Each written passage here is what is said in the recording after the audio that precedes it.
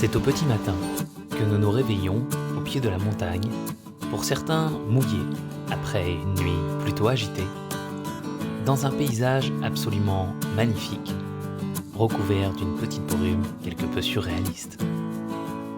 Bon alors,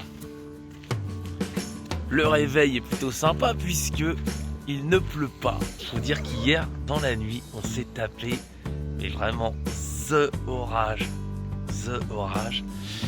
Bon, en tout cas, c'était beau quand même, hein, parce qu'on pouvait voir la montagne s'éclairer au fil des éclairs, donc c'était quelque chose. Puis Sherlock, il devenait ouf parce qu'il se disait putain, c'est quoi ce bordel? Qui c'est qui tape dans la tente, quoi, tu vois? Tellement il y avait de vent. Qui c'est qui tapait dans la tente? T'as bien dormi? Super. Au moins 4 heures. Ah oui. Ah oui, oui. Ah, c'était pas. T'as vu le coup de tonnerre qu'il y a eu ou non?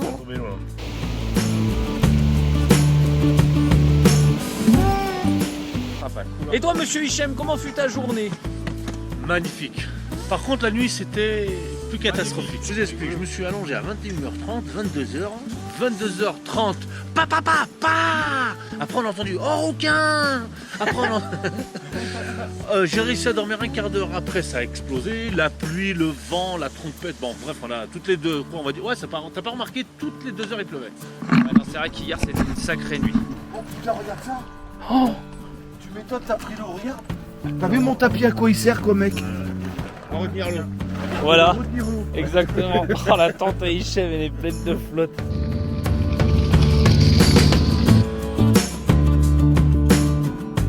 Afin de réchauffer tout le monde et de se donner du courage pour fermer les bagages, je suis parti chercher le petit déjeuner. À mon retour, j'espère que tout sera plié et qu'il sera temps de prendre la route en direction du col de l'Iseran.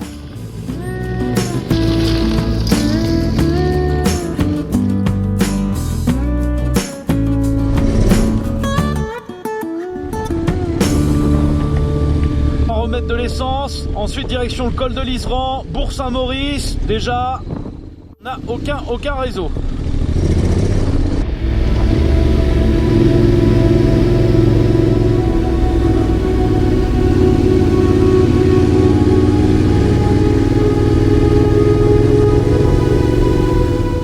C'est dans une véritable purée de poids que nous continuons notre ascension vers un des plus hauts cols routiers des Alpes. On a vraiment une visibilité qui excède pas, 40 mètres. Et on monte. Situé à 2770 mètres d'altitude, ce col est pour moi l'un des plus impressionnants. Je me dois donc de le montrer à Hichem, Lolo et Nico. J'ouvre donc la route en espérant que le temps se lève un peu. Mais il n'y a pas que le temps qui se lève, mais il y a aussi le vent, et celui-ci dispersera un peu les nuages, mais se montrera très présent.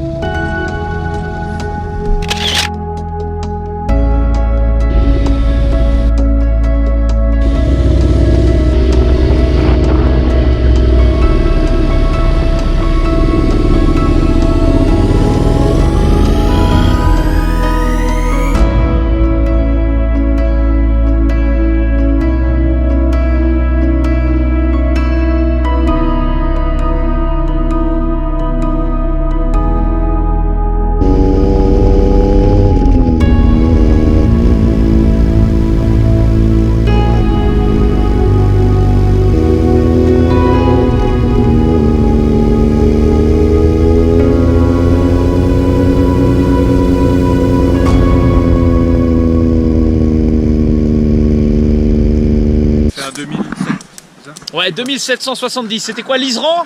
Ah ouais. Le col de l'Isran, ouais. Très très beau col, c'était sympa.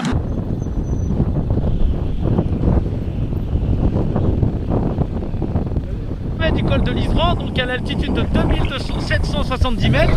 C'est un des cols que je trouve les plus jolis et les plus impressionnants. Et là, voilà Hichem. Et le voilà, le père Lolo. Ah, il est beau ce col, hein. Ce col-là, il est magnifique. Et pourquoi il est si magnifique que ça? Et bah déjà, l'ascension de ce col est tout simplement superbe. Mais ensuite, on a un paysage qui est absolument incroyable. Et je sais pas si vous vous rappelez, mais j'avais été bouffer ici une choucroute avec un chien. Et aujourd'hui, bah, Kiki, il est là. Et Kiki, là, je ne sors pas parce qu'il y a beaucoup de zèf. Et il caille un peu. Donc voilà, on est arrivé. Lolo, qu'est-ce que t'en penses de ce col? Ah top, c'est magnifique. Il est impressionnant, hein. Ouais, super. Je voulais manger ici, mais finalement on va trouver un autre endroit. Donc col de l'Isran, 2770 mètres.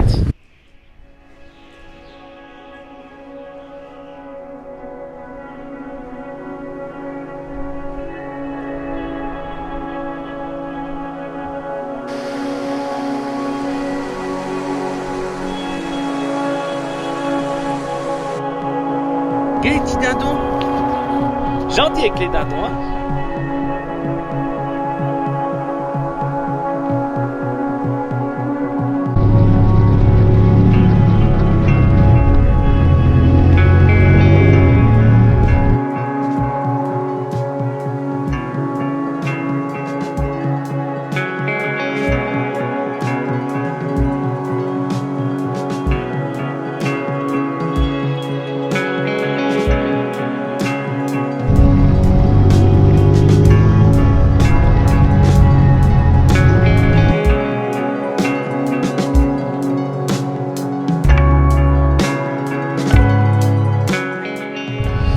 Bon, on est en train de monter du coup le col du Galibier. Et franchement, pour moi, avec l'Isran, c'est le plus beau également. Et moi, ce que j'aime beaucoup, voilà, c'est vraiment toute cette partie où il n'y a rien. Et ensuite, la route comme ça qui monte avec vraiment les crêtes qui doivent être magnifiques au coucher du soleil. Sauf que là, bah, c'est le matin. Quelle heure il est d'ailleurs? Parce que ma montre ne marche plus. Il doit être 9h là. Il doit être 9h. Le col du Galibier. Afin de grimper au sommet des 2640 mètres d'altitude du col du Galibier, nous allons devoir, encore une fois, affronter une nouvelle série de virages.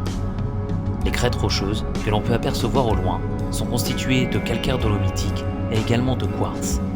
Cet endroit se révèle donc une magnifique source de curiosité pour tous les géologues.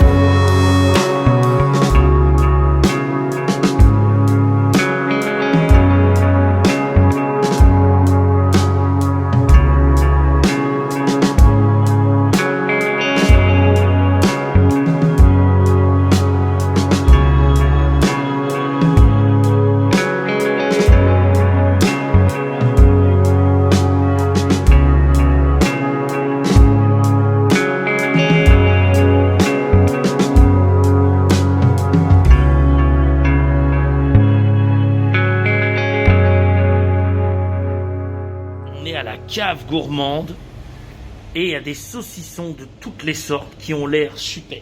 Et il y a Kiki aussi. Mais si Kiki dit que les saucissons ils sont bons, c'est qu'il faut en acheter. Regarde-moi tout ce qu'il y a. Oh là, moi je vais en acheter quelques-uns.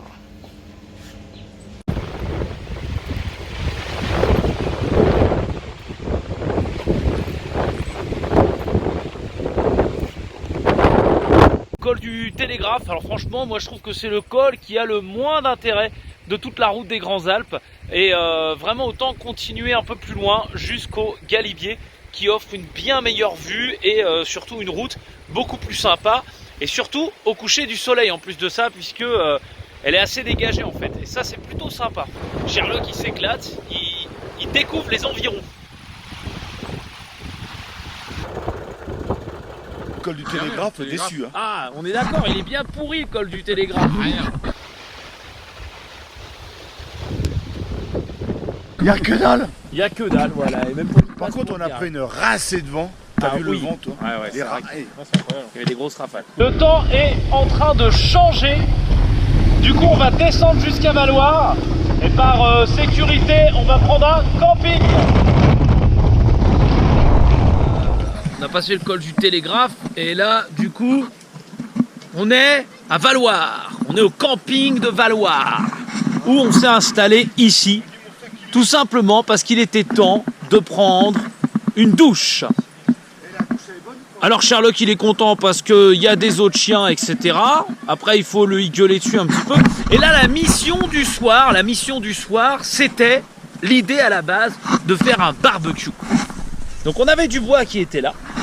Mais moi j'ai dit que c'était un peu con de faire un barbecue en camping. Ah, regarde bien mec, le fameux barbecue, tu vois.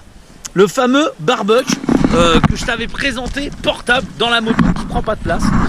Mais du coup, faire un barbecue dans un camping, je trouvais l'idée un peu nulle. Alors, histoire de bien manger, on va aller manger où? On va aller manger où? Je sais pas, dans un petit resto que vous avez trouvé là, les gars. Là, Voilà, on est parti en mission, trouver un restaurant. Alors le problème, c'est ces histoires de passe sanitaire, de machin et tout et compagnie. Donc c'est toujours toute une histoire. Et toi Sherlock, qu'est-ce que tu vas faire? T'as ramené ton petit jouet? Non bah oui, il a ramené son petit jouet, Kiki. Hein? Bon allez, on va manger ou quoi? Parce que je commence à avoir faim. Eh bah allez, on est parti alors. Allez hop, tous en selle. Allez viens, hop, on est parti mon chat. Allez hop, Sherlock il sait où est-ce qu'il est le chemin du resto. Regarde-moi ça. La bande de joyeux lurons. Ouais bah ça roule, je récupère demain matin. Vers quelle heure le matin? Bon, demain matin on est parti tard. Hein. Dès que je me lève, je viens vous les chercher, y a pas de souci. Parce qu'en fait j'ai mis mes batteries de drone à charger amicalement chez les gens qui sont là. Voilà. Bon, bah, tu vois, je t'ai dit, au moins on est allé en camping. Il a trouvé un copain. Bonjour. Ah mon grand. Allez Sherlock, on est parti. Allez viens. Allez viens là. Allez on est parti. Et là du coup on va manger au restaurant. Voilà. C'est la fin de cet épisode. N'oublie surtout pas de t'abonner et on se voit très bientôt pour de nouveaux calls à travers la route des Grands Alpes. Tu peux aussi nous retrouver, Sherlock et moi, dans le dernier voyage à moto qui retrace notre odyssée. Allez, à plus tard.